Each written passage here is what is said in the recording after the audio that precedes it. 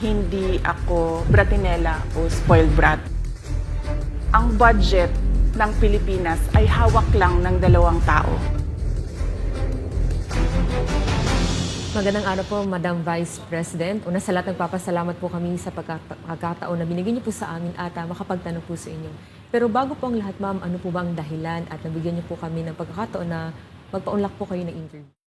Maraming salamat sa pagkakataon na ibinigay sa akin ngayong araw na ito.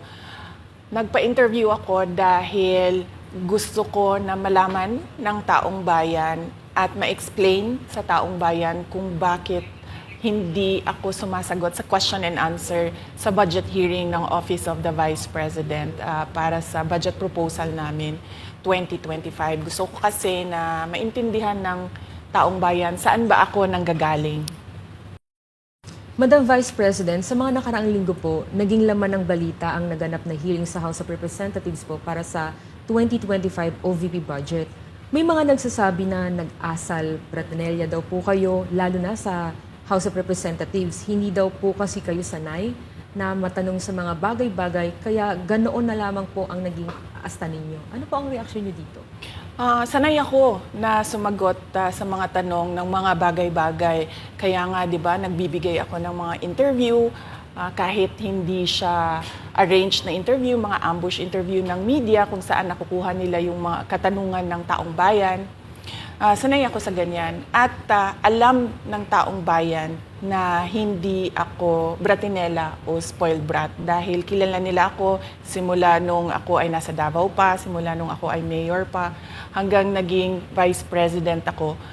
Kilala ako ng taong bayan na hindi ko inaabuso ang aking power at ang aking authority sa lahat ng mga opisina na nahawakan ko. Testigo ko ang buong bayan na hindi ako isang spoiled brat. In fact, nung ako ay lumalaki, hindi naman, ang mga kaibigan ko, hindi naman sila galing sa political na pamilya, sa mga mayayaman na pamilya, sa mga powerful na pamilya. Sila ay mga ordinaryong tao lamang at yun ang kinalakihan ko. Isang ordinaryong environment ng isang ordinaryong citizen ng ating bayan. Sa palagay ko, hindi lang sanay ang iilan na mga miyembro ng House of Representatives na hindi nila makuha yung gusto nila at gusto nilang marinig na sagot. At hindi sanay yung mga iilan na mga representatives natin na sinasagot sila sa kanilang mga patutsada. Kaya sa tingin ko, isa din itong parang atake din nila na parang, oh, bratinela yan. Kahit na sumagot naman ako, hindi nga lang sa gusto nila. Kaugnay dyan, Madam Vice President, dito sa budget hearing, naniniwala po ba kayo na may kapangyarihan talaga ang Kongreso na busisiin ang budget po ng bawat ahensya ng gobyerno?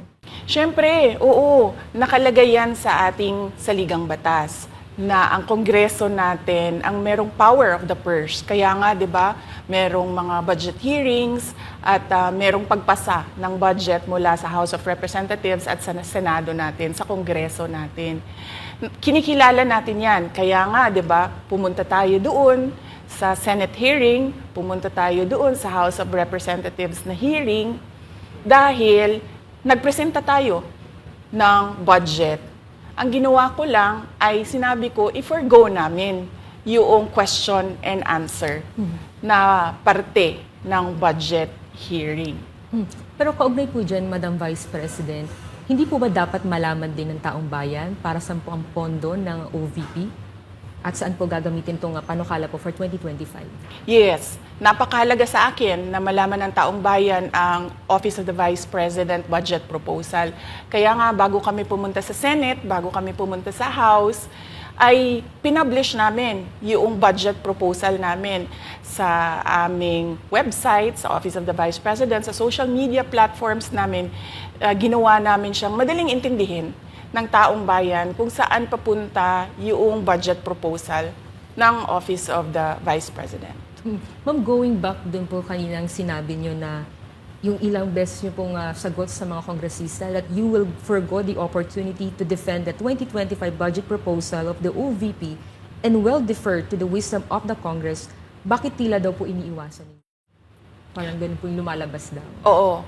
Kasi sinasabi ko pa ulit-ulit yon na sinasubmit namin sa Congress ang budget ng Office of the Vice President at iniiwan namin sa Kongreso ang desisyon kung ano ang gagawin nila para sa Office of the Vice President. Kaya fino-forgo na namin yung question and answer. Unang-una dahil nakikita namin na ginagamit siya ng ibang mga miyembro, iilan na mga miyembro ng Kongreso para umatake sa akin dahil hindi kami magkasama sa politika. At pangalawa, kasi ang budget ng Pilipinas ay hawak lang ng 2 tao. Isa yan sa mga rason kung bakit ako nag-resign sa Department of Education.